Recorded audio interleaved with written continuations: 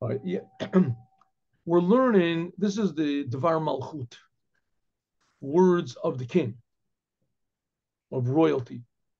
And the words of the Lubavitcher Rebbe, the king Mashiach, that is doing the job of the Mashiach and he's educating us. What's he educating us about? What's going to be to prepare? What's going to be when Mashiach is revealed, brings what's called the Geula, the total redemption of the Jewish people. And here the Rebbe is stressing, because this is also dealing with the holiday of Shavuot, when we receive the Torah, that when Mashiach comes, it says there's going to be a new Torah. And what that means is that there's going to be new depth revealed in the Torah. And because of that new depth that's going to be revealed in the Torah, as the Jewish people are also going to have to be accordingly also deeper in order to understand these ideas. And then it says the laws will be like Beit Shammai. With Beit Shammai, they had deeper minds. They were sharper than Beit Hillel. And even though nowadays the law is like Beit Hillel, but in the future it'll be like Beit Shammai, because people will understand Judaism and the world from their point of view, a deeper point of view, a deeper, more godly point of view, so that and therefore things will be more strict. It's not that things will be more lenient, there'll be less commandments.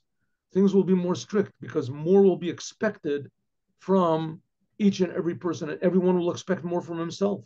Everybody will want to be the ultimate level of exactness, right? That's what it's going to be in the future.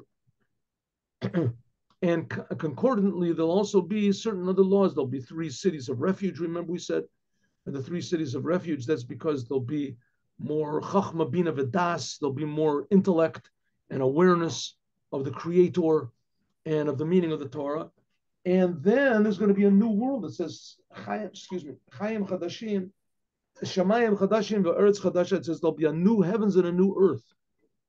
What does that mean, new heavens and new earth? That Chicago is going to move to whatever is it, to London or something? No. A new earth means that we'll see the godliness in every single detail that there is in the world, and that the world will be refined. That's what we just finished learning about the blessing of the Kohanim. That the world will be refined. It'll be a new world, and that it'll be filled with only good, and people will only be interested in good. According to this, so we can understand a new now, and that, says the Rebbe, is the whole idea of when the Torah was given. So all these secrets were also given. All these mysteries were also there. Also, the mysteries it's going to be revealed in the days of the Mashiach. They were also given when the Torah was given, but they were concealed very, very deeply. And through the Mashiach, these deep, deep ideas are going to be revealed to everyone, because people will be more, how do you say, instead of using 1% of our brain, we'll use 100% of our brain. And instead of using 0% of our soul and our heart, we'll use 100% of our soul and our heart. People will simply be different. And that's the whole idea that we celebrate Shavuot. That's when the Torah was given. And after that is Parshas Nasa. It means to be elevated, that all what was hidden in the Torah will become elevated, revealed to us. Okay, there's another thing also in the Shabbat that comes after the giving of the Torah, and regarding to what it was in the time of the Torah. What happened? Yeah. First of all, let us proceed that even though that the whole new thing, the whole, let us say, the novelty of giving the Torah when it was given back then, and how it increases every year.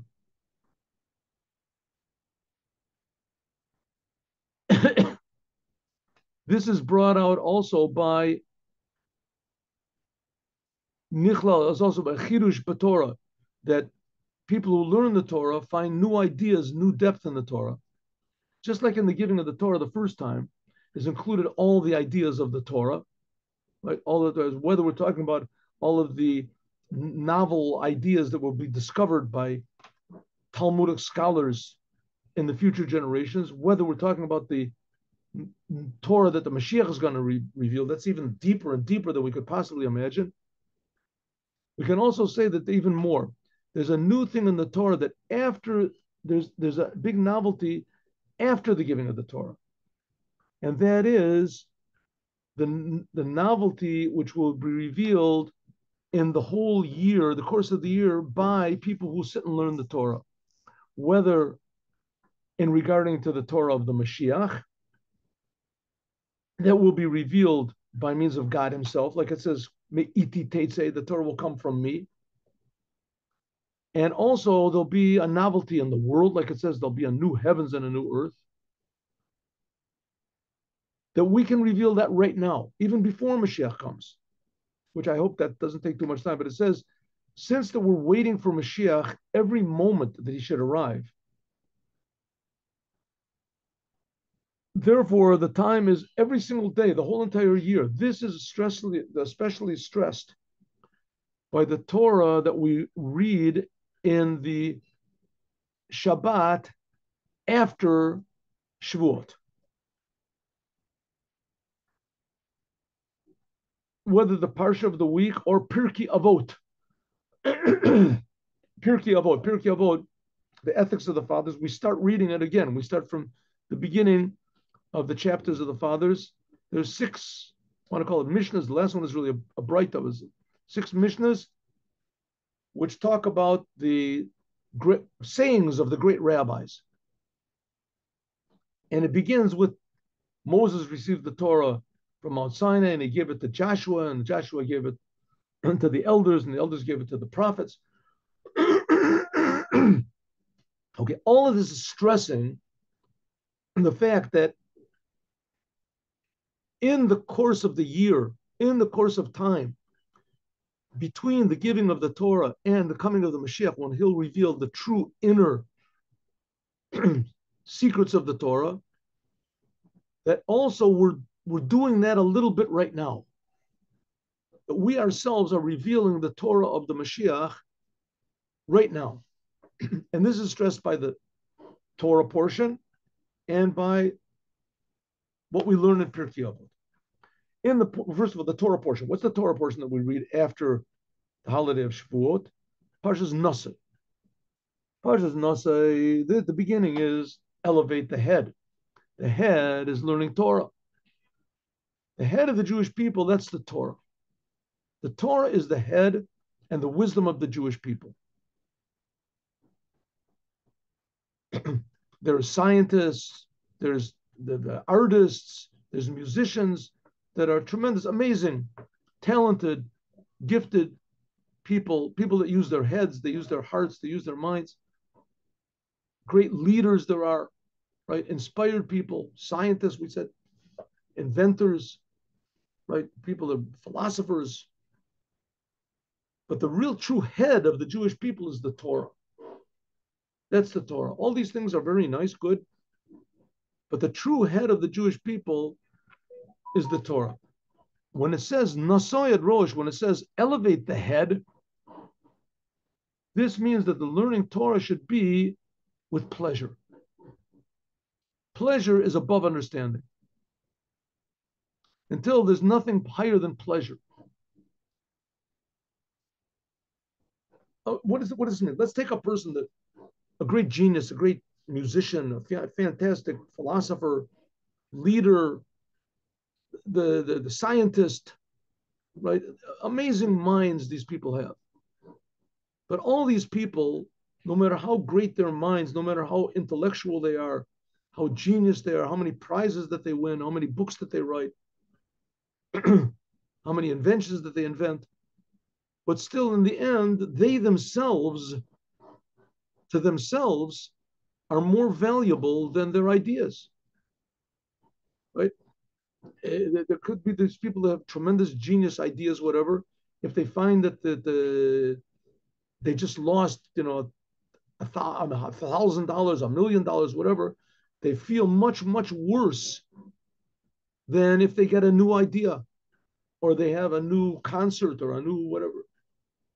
A person's self, a person is close to himself, to his own life, right? That's what really, truly, in the end, gives a person what we call life, pleasure. Pleasure. The fact that he discovered this idea this new idea in physics or something like that. The fact the discovery is important, but the fact that he himself discovered it, that he gets it, that pleasure in some ways is greater than the discovery itself. If someone else would have discovered it, it wouldn't be so pleasurable to him. Ideally, that's the same thing with the Torah. A person can learn the Torah, and the Torah is wonderful. The Torah is it. Then a person says, "I'm going to learn the Torah. I'm going to go to heaven," but still, he doesn't get the pleasure from the Torah as much as he gets from himself, from his own self. It could be he gets more pleasure from eating a good meal or watching a good movie than he does from learning the Torah. Therefore, he has to avoid, tasty food or watching movies because he gets more pleasure from these things. Because pleasure touches on the essence of a person. Elevating the Torah, elevating the head, the Torah is the head, means elevating the Torah to the level of pleasure. That we really truly feel that the Torah is coming from the essence of our soul, which the essence of our soul is God. God is creating us. We really truly feel the pleasure in the Torah, not the pleasure of the ideas in the Torah. That same time pleasure you can get from crossword puzzles or something. You feel the godliness of the Torah from chess, who knows? That's what's called the Tamia Torah. That's the new Torah that's going to come out. The new Torah that's going to come out from the essence of God in the time of the Mashiach. That's the pleasure of the Torah. It's called the Tamia Torah, the inner reasons of the Torah, the tainug, right, the pleasure, the inner life of the Torah. That we can get right now. Yesh lo, see if we can also add on. Then of course it says, elevate the heads of Bnei Gershon. What does our Torah say? This week's Torah portion? The last week's Torah portion, it counted the Jewish people, and it ended up by counting the three families of the Levites. And it counted Kahat and Merari, but it didn't count the family of Gershon. It says, elevate the heads of the sons of Gershon also, that it's relevant to the tribe of Levi. What's this got to do with us? It's only for Levi. It says, no, in the future, this will be all the Jewish people. Like the Rambam says, not Shevet Levi alone, not the tribe of Levi alone was devoted to serving God, but any human being that wants to devote his spirit, his life to learning the Torah.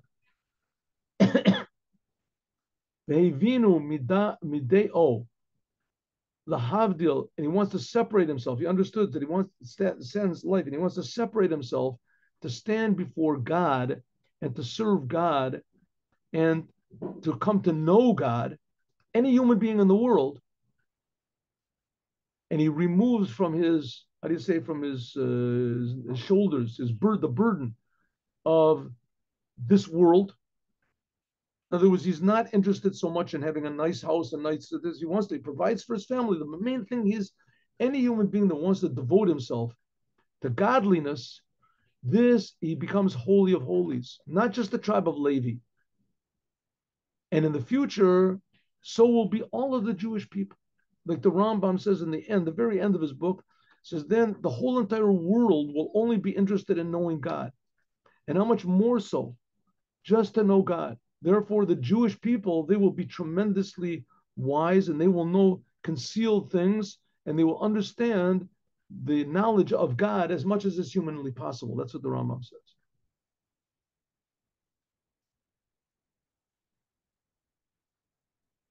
This is especially stressed in the past. So that's nasa. Nasa means to be elevated, lifting the head. There's something higher than the head, something higher than wisdom. And that is pleasure. And that's the Torah of the Mashiach. The Mashiach will show us how the Torah really comes from God. The Torah is not just from Moses. Moses happened to be totally surrendered to God. Right? It's like somebody saying, instead of going to a rock and roll concert, what do I have to go to a rock and roll concert? Right? Who's playing? The Beatles are playing. Who knows? Beatles are playing. What do I have to play?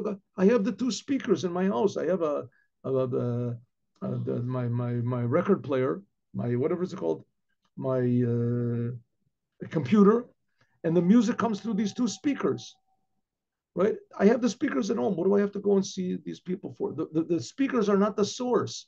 The speakers are not the source. The same thing, the Torah. The Torah is not the source. The Torah is God. The Torah is the creator of the universe. That's what it means to feel what the Mashiach is going to reveal. He's going to reveal the godliness, the inner pleasure of the godliness which is in the Torah. And that's what it means, elevating the head. The head, that's the Torah. That's like the speakers on my sound system. The godliness in it, that's what's called elevating the speakers to the source. Suddenly you to the source of the Torah. And that we can do even right now. That's what's hinted at by Parshas Nosoi. Nosoi means to elevate the head. It's in our ability right now. Mashiach is only going to reveal what there already is. It's going to be revealed that's what the Rebbe said. When the Torah was given, that everything was revealed. Even the Torah of the Mashiach. Life, God is everywhere. But Mashiach, we haven't embodied it. We haven't revealed it to us. And that's what it means, elevate the head, elevate the Torah, elevate our wisdom to pleasure, to the true essence of life. This is also stressed in this week's Torah portion. This week's Torah portion that we read also has the commandment of Nazir, of the Nazir. What do they call it translated in English? Nazir. Nazir is translated in English as the Nazir. What's a Nazir? A Nazir is a person that he separates himself from everybody else to be devoted totally to God. And he makes a pledge to God. And says the sign of this is that he grows his hair long and that he doesn't drink wine and he doesn't defile himself for a dead person. That's the outer thing. But the inside of it is that he's devoted to God. His whole life is devoted to God. Samson, it says he was a Nazir.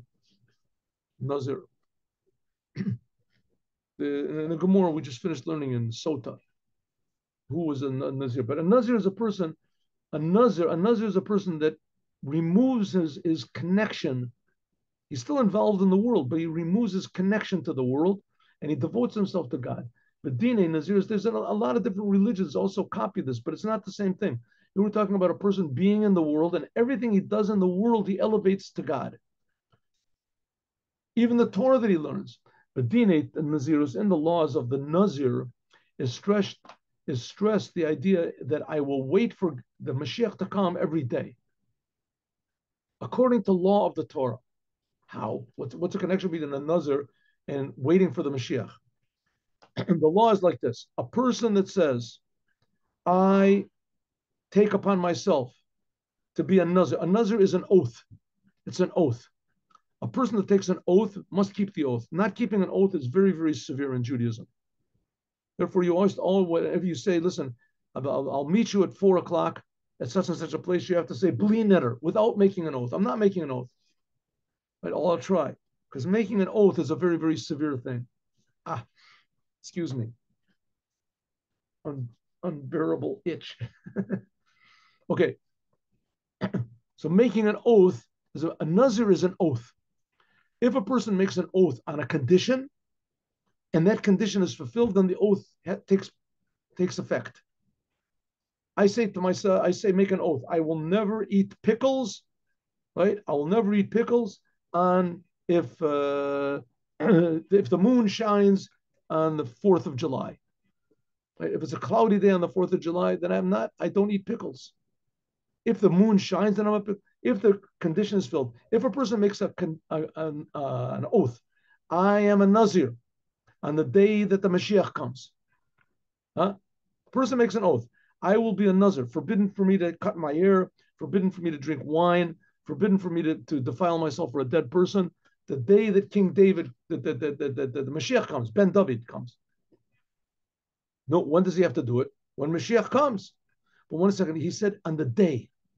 The day begins in the nighttime. It could be that the Mashiach will come close to the end of the day. And I made an oath on the day that Mashiach comes, I won't, if, let's say I drank wine, and right near the end of the day, a couple of minutes before the end of the day, Mashiach comes, I went against my oath. I said the day the Mashiach comes. So what am I supposed to do?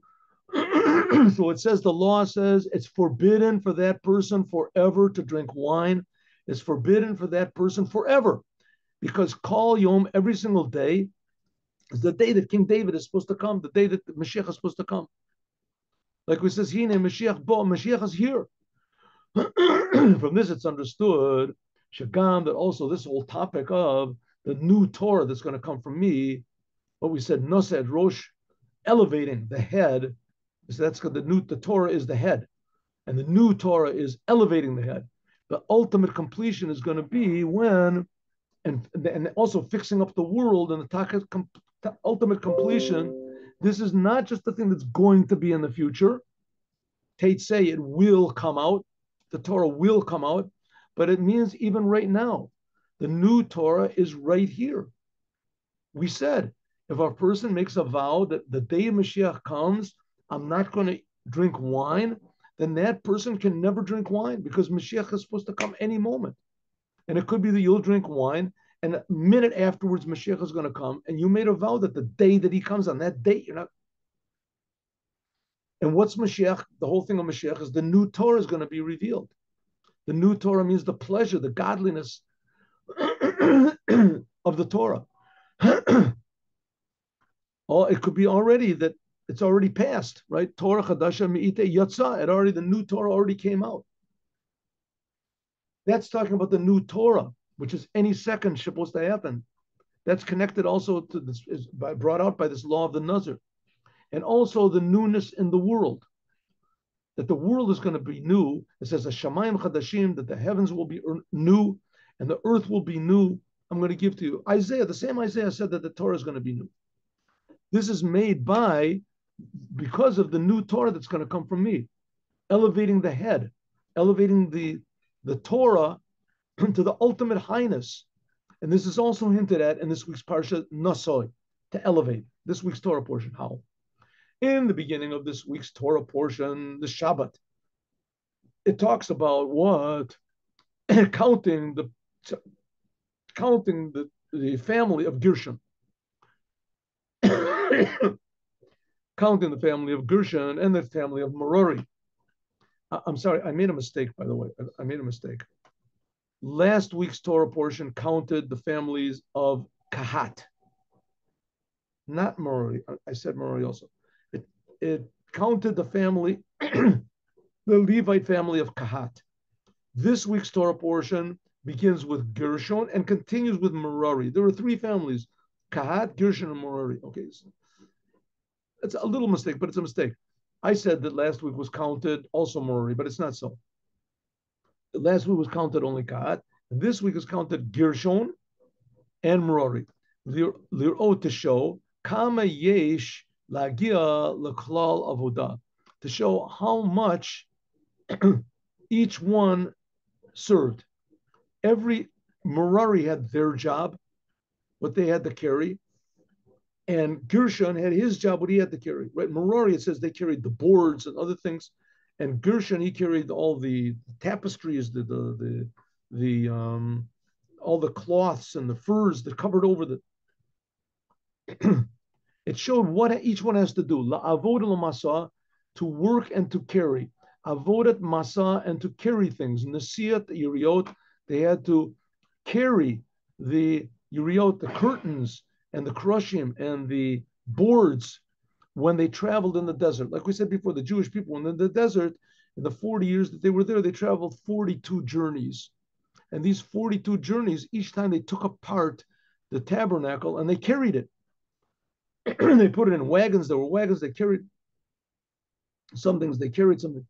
Ubasiyum, a portion in the end, it talks about this week's Torah portion talks about the completion of the tabernacle. Vayibiyom kalot Moshe lahakim at the Mishkan, on the day that Moses finished setting up the tabernacle.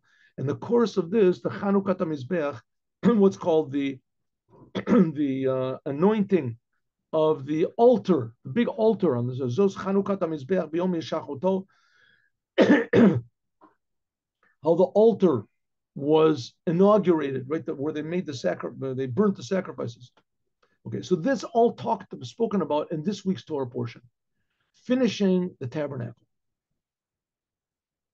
And that's the whole idea, this whole idea of finishing up, inaugurating the tabernacle, and also the topic of our this week's Torah portion, finishing the tabernacle and dismantling it and carrying it through the desert and putting it back together again.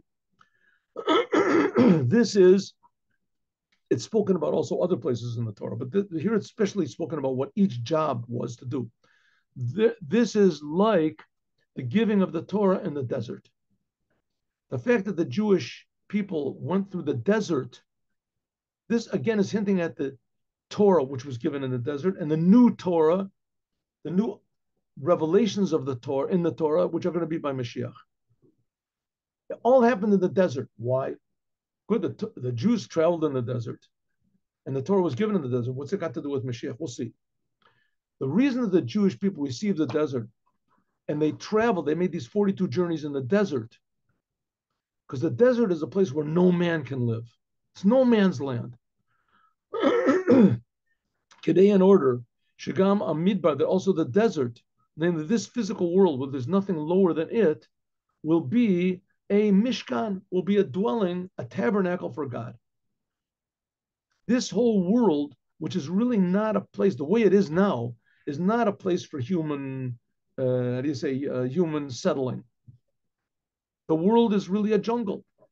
There's a lot of bad things in the world, a lot of bad thoughts, a lot of confusion in the world. God is not revealed, right? The world is very, very negative place. And people think that the solution to it is just to become more negative, more selfish, more egotistical. So this world is a desert. And the Torah and the Jewish people traveled in the desert in order to make this world a godly place. That's the solution to the world's problems. Right? The solution to the world's problems is not another political movement or idea or to return to what it was previously. It has to be something that's very different. The world is a desert, no matter how you plant it or whatever how do you design it or whatever, you make sand dunes here or there, it's still a desert. And the only solution to it is the Jewish people receiving the Torah and traveling with that Torah through the desert. Also with us, the whole idea of Nasa Rosh, elevating the head of the Jewish people, that's the completion of the Torah. This goes into the world. This is the whole idea of making a tabernacle for God in the world after the receiving of the Torah, in order that the revelation of the Torah should be drawn down and revealed in this world and make it into a, not desert anymore. It will be complete, in a complete way, will be when Mashiach comes. When there'll be the third temple. Then it says the third temple, Mikdash Hashem Konan Yudecha, it says the third temple is made by God himself.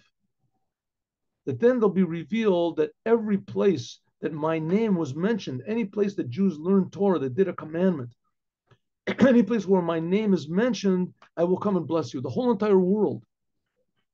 Like it says, B'kol olam kulo, namely in the whole entire world.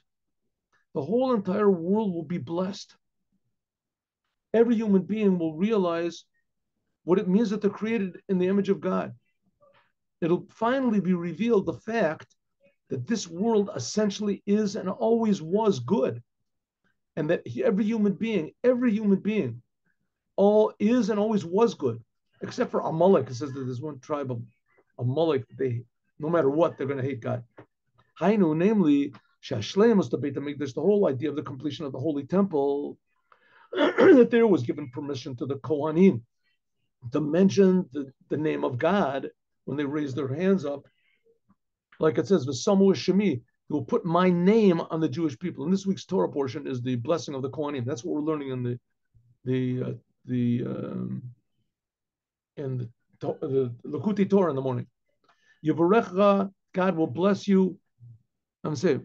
Yisamus b'nei, I will put my name on the Jewish people and bless them. The Jews got blessed with the Shema Mafurish, with the explicit name of God, which you're not supposed to mention that name of God, and there's supposed to be some sort of a strange pronunciation of that name of God that took the Kohanim a long time to learn. In any case, then that name of God, like when you call a person's name, so that person is revealed, that will reveal the fact that God is everywhere. We revealed in the whole entire world. Like it says, Bayomahu, in that day, God will be one and his name will be one. God's name is his creative force in the world. Then it'll be just like I am written, so I will be called. The whole world will feel the inner name of God. The whole world will be a dwelling for God, which in a way, that's what it is now. I mean, God is creating everything, every single instant, but now it's just being created from God's word. We don't see that either. But in the future, we'll see not only God's word, but also the voice of God that's coming through, that's creating the world. Everything in the world will be precious, valuable, meaningful. But the main thing is this world. It's not that the world will cease to exist or everybody's going to fly up to heaven, right? Heaven, like I said before in the beginning of the last class, heaven is how do you say, an invention which came because of the sin of Adam. If Adam would not have sinned, there wouldn't be any heaven. People would be in this world. People would reveal the godliness in this world. As soon as Adam ate from the tree, then God had to put souls in heaven. People died. God put them into heaven. But ideally, it wasn't supposed to be that way. This world was supposed to be heaven, higher than heaven on earth. Ukalal is saying this whole idea of a dwelling place for God in the physical world, that the world itself becomes a dwelling for God. This is by means of the revelation of the essence of God, which creates everything from nothing to something, which means if you exist, then you're being created from nothing. You are a miracle. God is creating you every instant from nothing. This is the whole idea of a new heavens and a new earth that I'm creating. Suddenly, everyone in the world will feel how precious this world is. The main novelty will be that I make. God will feel the I that God Himself is making it. That's what's going to be revealed in the future, as will God willing talk about more tomorrow. Tomorrow's Thursday. We'll talk about more tomorrow. Tomorrow. Okay.